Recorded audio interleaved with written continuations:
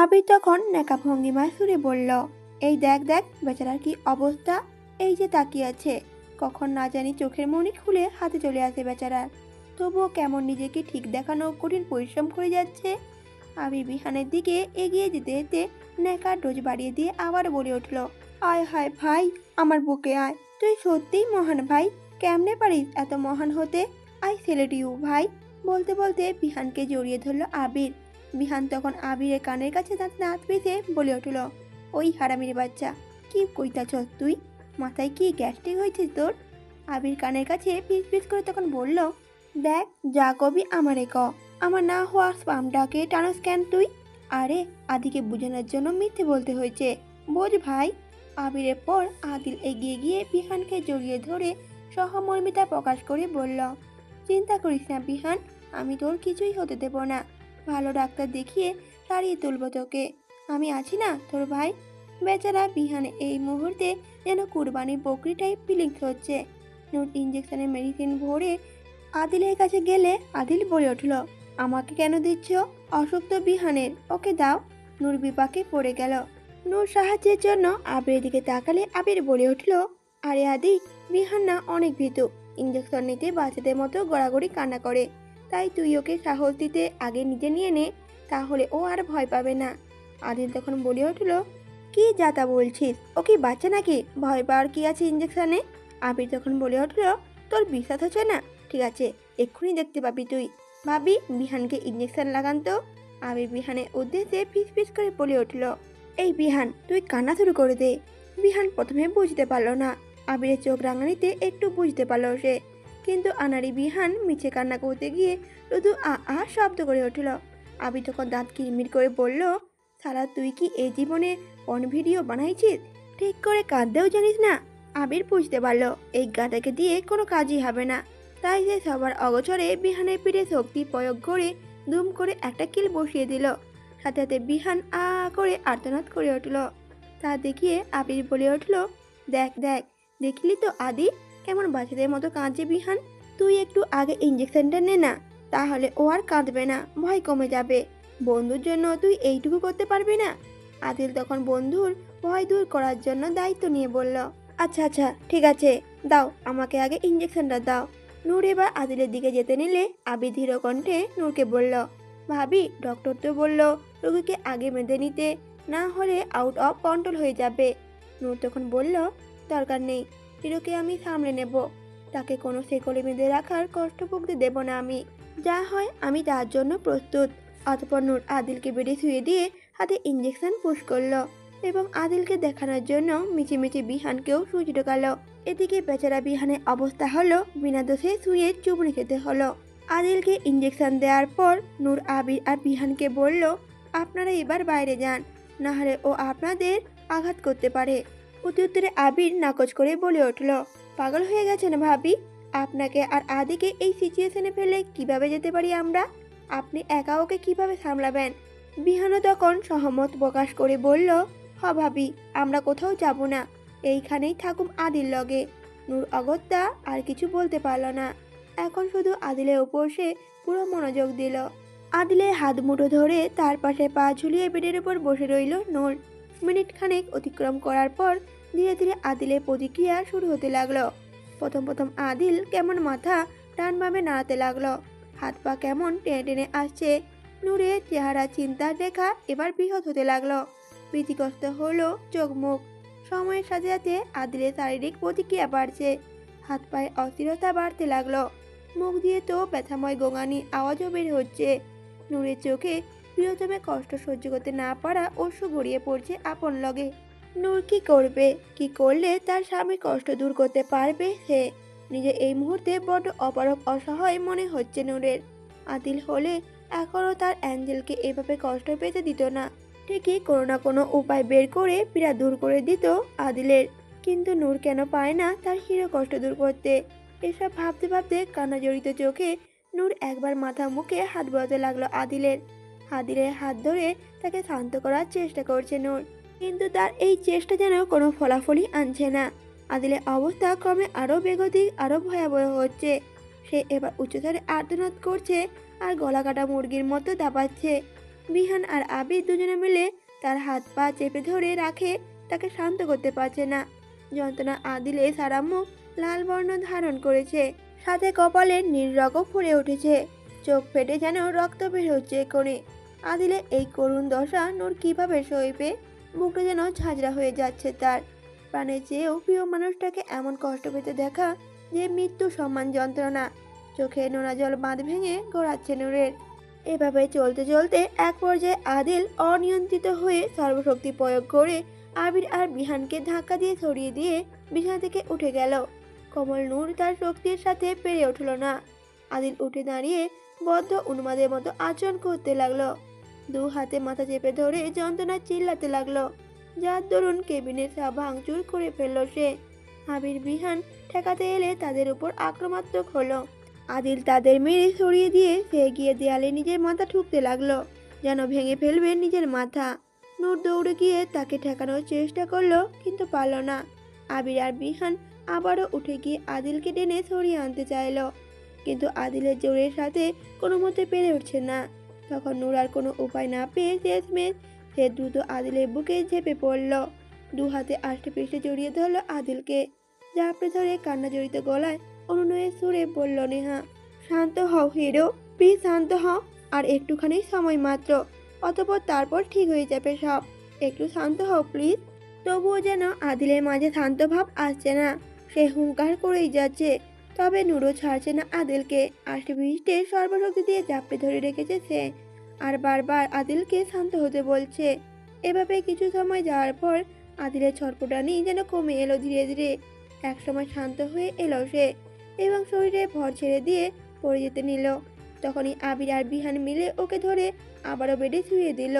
বুঝতে পারলো ওই মেডিসিনের প্রভাব কমে এসেছে, যার কারণে এখন জ্ঞান হারিয়ে ফেলেছে সে। ডক্টর বলেছে প্রভাব কমে এলে প্রায় আধ ঘন্টার মতো এভাবেই অচেতনের মতো ঘুমিয়ে থাকবে আদিল। তাই ওকে বেডে শুয়ে দিয়ে আবির আর বিহান আপাতত ওদের একা রেখে বাইরে চলে গেল। নূর বসলো আদিলের শিয়রের কাছে। আদিলের অচেতন মুখখানায় পূর্ণ মনোযোগ চেয়ে রইল সে। মাথা ঝুঁকিয়ে আদিলের মুখোমুখি আনলো, চোখে নোনা জল দু ফোঁটা টুপটুপ করে আদিলের মুখের উপর পড়তেই দ্রুত নিজের চোখের জল মুছে নিল নূর। মাথা নুইয়ে আদর জমালো আদিলের কপালে, তার মাথায় মুখে পরম আদরে হাত বুলিয়ে মায়াময় চাহনি টিকিয়ে করুণ সুরে বলল নূর, জলদি ঠিক হয়ে যাও হিরো, তোমাকে যে এভাবে দেখতে পারছি না আমি আর, এভাবে মানায় না তোমাকে, তুমি তো আমার হিরো, সেই হিরোর মতোই আবার হয়ে যাও প্লিজ। কথাগুলো বলতে বলতে আদিলের কপালের সাথে কপাল ঠেকিয়ে বসে রইল নূর। থাকতে থাকতে তো এক সময় ওভাবেই চোখ লেগে গেল তার। ঘুমের মাঝে মাথা গড়িয়ে আদিলের কাঁধে চলে এলো কখন। ঘুম ভাঙলো আদিলের বিড়বিড় করা আওয়াজে। নূর ঝট করে নিজেকে ঘুমের ঘোর থেকে টেনে তুলে মাথা তুলে মুখের দিকে তাকালো আদিলের। দেখতে পেল আদিল ঘুমের মাঝে বিড়বিড় করে তার অ্যাঞ্জেলকে ডাকছে। নূর আদিলের মুখে হাত বুলিয়ে তখন বলল, হিরো, হিরো চোখ খোলো, দেখো আমি তোমার কাছে আছি, তোমার অ্যাঞ্জেল তোমার পাশেই আছে, তাকাও হিরো। ধীরে ধীরে চোখ খুলে তাকালো আদিল। স্বস্তিময় হাসি রেখা ফুটে উঠল নূরের ঠোঁটে। সে হাসি মুখে বলে উঠল, এই যে দেখো হিরো, তোমার অ্যাঞ্জেল তোমার পাশে আছে, কোথাও যাইনি আমি। নূরের মায়াময় কথায় পরিপ্রেক্ষিতে এমন কিছু ঘটলো যার জন্য নূর এই মুহূর্তে মোটেও প্রস্তুত ছিল না। হঠাৎ আদিল নূরকে দু হাতে ধাক্কা দিয়ে নিজের কাছ থেকে সরিয়ে দিল। এত জোরে ধাক্কাটা দিল যে নূর ব্যালেন্স রাখতে না পেরে নিচে পড়ে গেল। নিচে তখন আদিলে ভাঙচুর করে ফেলে রাখা বস্তুর কিছু ভাঙা টুকরো নূরের হাতে বিঁধল। তবে এই মুহূর্তে সেই ক্ষতের চেয়ে বেশি আহত হলো আদিলের কাছে। সে আহত বিস্মিত নজরে সে তাকালো আদিলের পানে।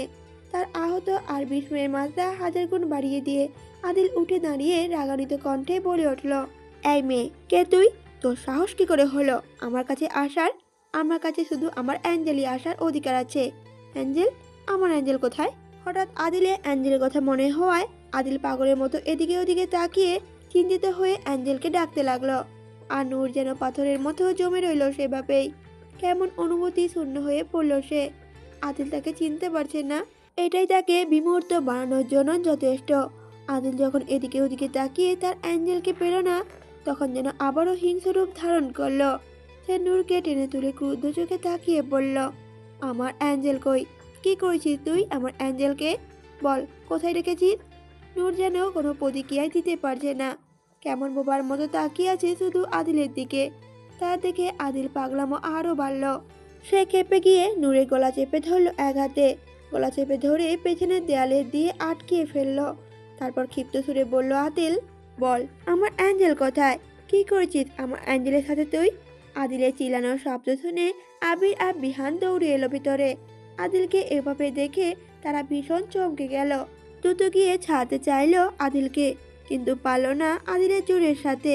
বরাবরের মতোই পেরে উঠতে পারছিল তারা। এইদিকে নূরের চোখ মুখ নীল হয়ে উঠেছে, দম নিতে পারছে না সে। অবস্থা বেগতিক দেখে বিহান দ্রুত গিয়ে ডক্টর নিয়ে এলো। ডক্টর সবার প্রথম আদিলকে একটা ইঞ্জেকশন পুশ করে দিল।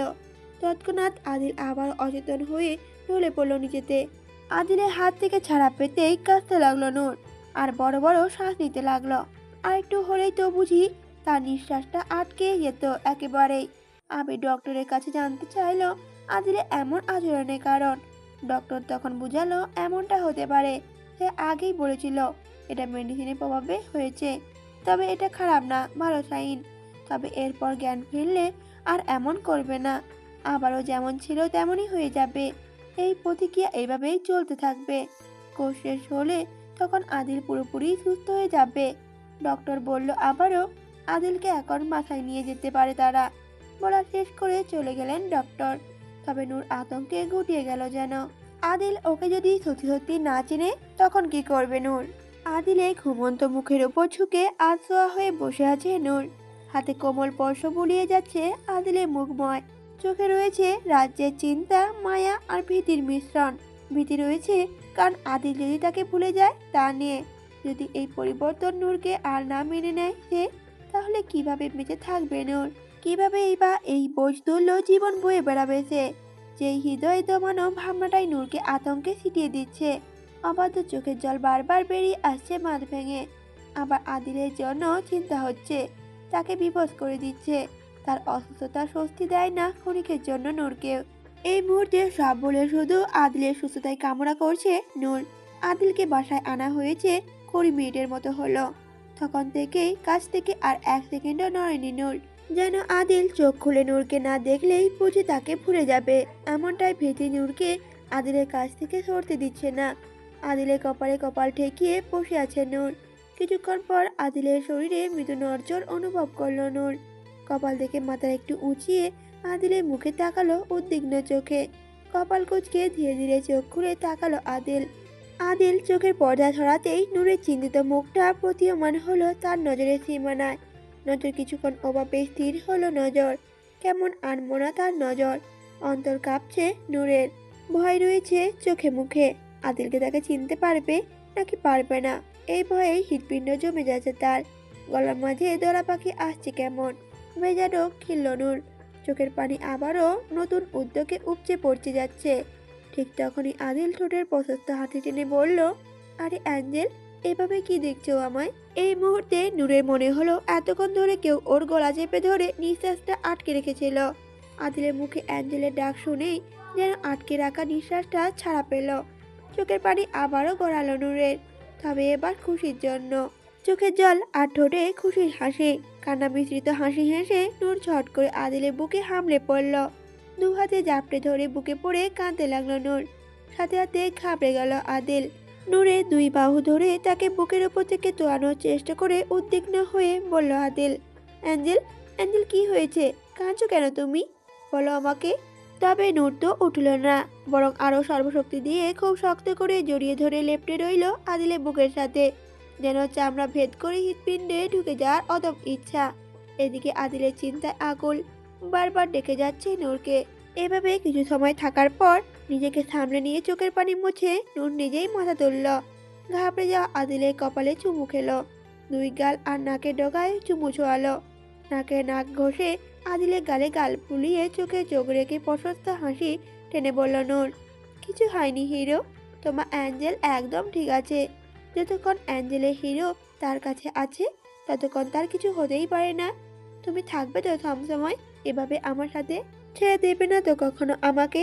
এই পর্যায়ে আদিল মুচকি হেসে নূরের কানের নিচে নিজে 4 আঙুল দিয়ে আর বৃদ্ধাঙ্গুলটা নূরের গালে রেখে নূরের মুখটা নিজের কপালে আর নাকের সাথে আর একটু জড়ানো ভাবে লাগিয়ে বলল, না অ্যাঞ্জেল, কখনোই সরিয়ে দেব না। আর তুমি বলছো দূরে সরিয়ে দেওয়ার কথা, সেটা তো ইহকালে সম্ভব না অ্যাঞ্জেল। আদিলের দেহে প্রাণ থাকতে তার অ্যাঞ্জেলকে কেউ আলাদা করতে পারবে না তার থেকে, কেউ না। সাথে সাথে হাসি ফুটে উঠল নূরের চোখে মুখে। নূরের কপালে চুমু খেলো আদিল। এবার সে নিজেই নূরকে বুকে জড়িয়ে মিশিয়ে নিল। প্রশস্ত হাসি ফুটে উঠল দুজনের ঠোঁটের কোণে। একটু পর নূর আদিলের বুক থেকে উঠে বলল, চলো গোসল করে ফ্রেশ হয়ে নাও, তারপরে আমরা ডিনার করব। আদিল কেমন আলসামি দেখিয়ে তখন বলল, আর একটু শুয়ে থাকি না, এভাবে তো ভালোই লাগছিল, আসো আমার বুকে আসো। আদিল নূরকে কাছে টানার জন্য হাত এগোতেই নিলেই নূর হাত খপ করে ধরে বলল, একদম না, অনেক শুয়ে থেকেছ, এখন ওঠো। দিন দিন একদম আলসামি হয়ে যাচ্ছ তুমি, চলো ওঠো তাড়াতাড়ি। কথাগুলো বলতে বলতে নূর আদিলের হাত টেনে ধরে উঠানোর চেষ্টা করছে, কিন্তু নাজুক নূর কি তার এই বিশাল দেহি পুরুষটাকে তুলতে পারে? নূরের চেষ্টা অসফল হতে দেখে হো হো করে হাসতে লাগলো আদিল। নূর ক্লান্ত হয়ে অসহায় কণ্ঠে তখন বলল,